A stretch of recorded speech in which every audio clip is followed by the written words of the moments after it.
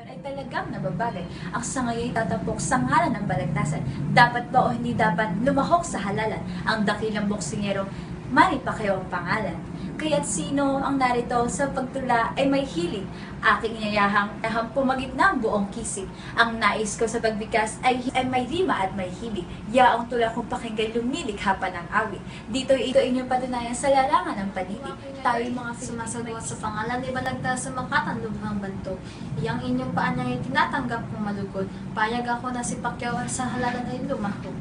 Kapag siya'y nagwagit sa tungkulin ay natuklok, buong bayan liligaya at magdiriwang ng lubos.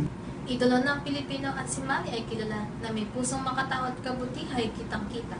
Kaya lakandiwang may masusing paanyaya, ako ngayon talutang makapanhig sa tribuna. Na walang turing at pang-aasang boksingero ay ibig mong sa alalay mapayapag na umahal na nakandiwang. Tutol ako at kasilungat, tarambog kong tumulat magayag. Ang makatang ganyang uri ay para susumbong sa pumalaot na sa halalan. Sa maruming politikang litmuan ng talampasan, takandiwang ngayong araw na ito ay may anyang may hinusay.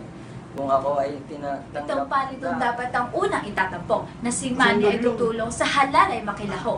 Sa patigdig ng pulmay giting at lakas loob, palakpakang masigabo ang sa kanyang isuot. Sa ilalim ng tadhana, pwedeng mahihalal ng Pangulo ang sinuman, maliban kung siya ay isang Pilipino lang isinilang.